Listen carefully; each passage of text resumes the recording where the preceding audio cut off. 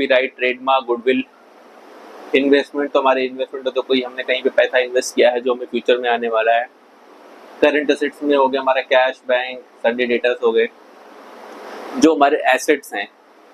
इसी तरह हमारा कैपिटल अकाउंट हो गया, पहले हमने जो पैसा इन्वेस्ट किया वो कैपिटल बिजनेस में इंट्रोड्यूस किया। उसी तरह से हमारा नेट प्रॉफिट हो गया, प्लस माइनस, अगर नेट लॉस है तो माइनस, तो अगर प्लस रहेगा तो ऐड हो जाएगा, ड्राइंग में इसमें से माइनस हो जाएगी। लोन्स में आता है secured loan, unsecured loan. Secured loan are loans which are secured by some mortgage properties और एनी अदर सिक्योरिटीज। इसी तरह से अनसिक्योर्ड लोन आता है।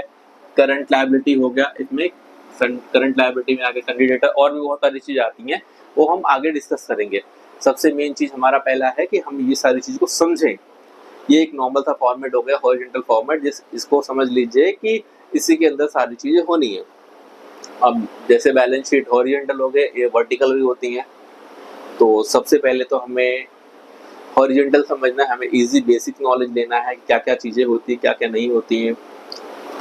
अब हम धीमे धीमे एक एक पॉइंट इसको एक्सप्लेन करते जाएंगे। हमें एक एक पॉइंट सीखना है, हर एक एक चीज़ समझनी है। इसके बाद जो हम सारी चीज़ों को एक्यूमुलेट कर लेंगे तो वन टाइम में हम इसको फाइनल सम कराएंगे, फाइनल अकाउंट्स का सम, तो आपको सारी चीज़ समझ में आ जाएंगी, उसमें सारे एडजस्टमेंट समझ में आ जाएंगे। और मेन हमें ध्यान देना है प्रैक्टिकल चीज़ों पे। हम प्रैक्टिकल इसको कितना समझ सकते हैं, थ्योरेटिकल समझने से बेटर है कि हम इसको प्रैक्टिकल समझें। क्या क्या समझ सकते हैं प्रैक्टिकल में हम?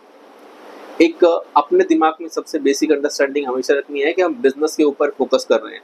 तो सबसे बेसिक अंडरस्टैंडिंग आपकी बिजनेस की होती है कि बिजनेस हम कैसे कैसे रन होता है, बिजनेस में क्या क्या चीज़ें आती हैं, कैसे हमारा सेल होता है, परचेस होता है। तो इसमें सबसे मेन जो पार्ट है वो मैं आपको समझाता हूँ। सबसे मेन पार्ट होता है परचेस, दूसरा पार्ट होता है सेल, और अगर हम कोई सामान परचेस करते हैं तो हमें पेमेंट करनी होती है, सेल करते हैं तो पेमेंट हमें आती है।